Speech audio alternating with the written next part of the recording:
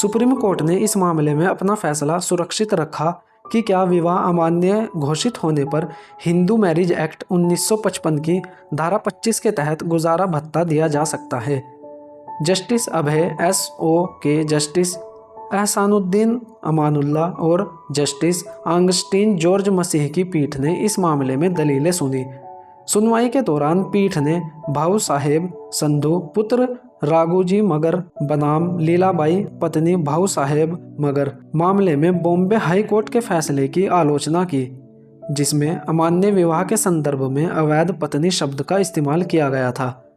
Justice okay ने इस शब्दावली की आलोचना करते हुए कहा कि यह संविधान के अनुच्छेद 21 के तहत गरिमा के अधिकार के खिलाफ है। क्या हम पत्नी को अवैध पत्नी कह सकते हैं? यह अवधारणा अनसुनी है। यह संविधान की धारा 21 के तहत गरिमा के मूल अधिकार के खिलाफ है।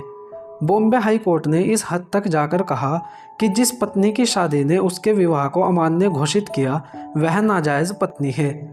यह बात पचाना बहुत मुश्किल है। ऐसी टिप्पणियों को उचित नहीं ठहराया जा सकता। कोर्ट का कहना है कि अगर हम भरण पोषण देते हैं तो इससे दिव्य विवाह को बढ़ावा मिलेगा। अब पैराग्राफ 24 और भी आपत्तिजनक है। किस तरह की शब्दावली का इस्तेमाल किया गया? कोई भी संवैधानिक अदालत इस तरह की शब्दावली का इस्तेमाल नहीं कर सकती। पत्नी की नाजायज या वैधानिकता की यह अवधारणा कहाँ से आई?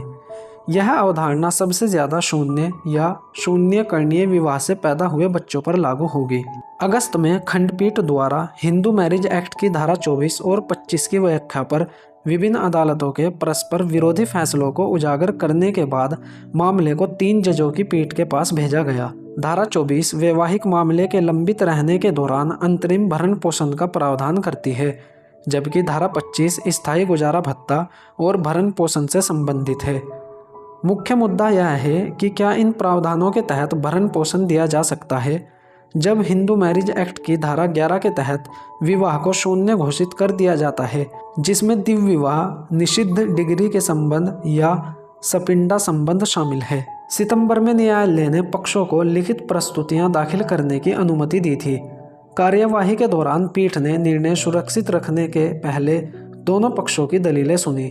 अपीलकर्ता पति के वकील ने तर्क दिया कि अवैध पत्नी को कानूनी रूप से विवाहित पत्नी के समान लाभ नहीं मिलना चाहिए। उन्होंने तर्क दिया कि धारा 25 के तहत किसी भी डिग्री की अभिव्यक्ति में शून्यता की डिग्री शामिल नहीं होनी चाहिए। जस्टिस ओक ने कहा कि धारा 25 न्यायालय को किसी भी डिग्री को पारित करते समय भरण पोषण देने की शक्ति प्रदान करती है, जिसमें शून्यता की डिग्री भी शामिल है।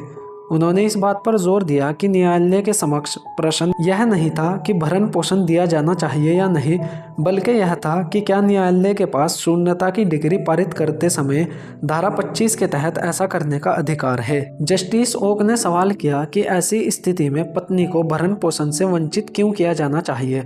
उन्होंने बताया कि विवाह शून्य है तो पत्नी को भरण पोषण से वंचित क्यों किया जाना चाहिए। शून्य का निर्णय भी हिंदू मैरिज एक्ट के तहत निर्णय है। हम भरण पोषण देने के लिए न्यायालय के अधिकार क्षेत्र पर निर्भर हैं। न्यायालय भरण पोषण दे सकता है या नहीं। सवाल यह है कि क्या न्यायालय भरण पोषण देने के अधिकार क्षेत्र से वंचित है।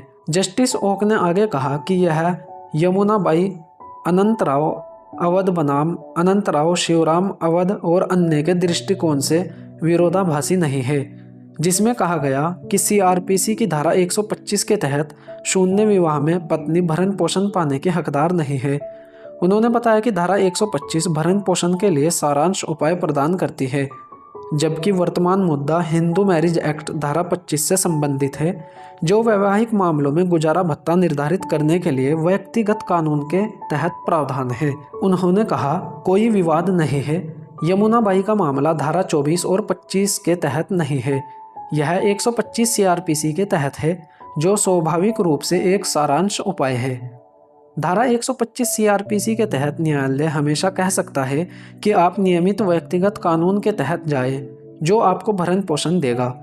केवल इसलिए कि शून्यता का आदेश है, कोई भी विवाहित महिला असहाय नहीं रहनी चाहिए और कोई भी महिला निराश्रित नहीं होनी चाहिए।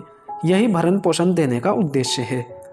अपीलकर्ता के वकील ने तर्क दिया कि रमेश चंद्र डागा बनाम रामेश्वरी डागा 2005-2 SCC 33 जैसे मामले में तर्क, जिसमें कहा गया कि दिव्य विवाह अवैध हो सकता है लेकिन अनैतिक नहीं है, जिससे भरण पोषण की अनुमति मिलती है, त्रुटिपूर्ण था और कानून द्वारा समर्पित नहीं था। प्रतिवादी पत्नी के वकील ने तर्क दिया कि वर्तमान मामले में विवाह शून्य नहीं था।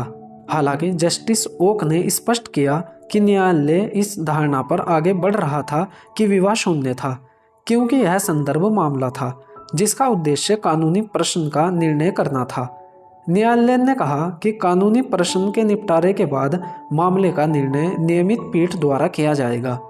पत्नी के वकील ने रमेश चंद्र डागा बनाम रामेश्वरी डागा 2005-2 SCC 33 में सुप्रीम कोर्ट के फैसले का भी हवाला दिया, जिसमें कहा गया कि दिव्य विवाह अवैध हो सकता है लेकिन पत्नी को भरण पोषण और गुजारा भत्ता के अधिकार से वंचित करने के लिए इसे अनैतिक घोषित नहीं किया जा सकता है।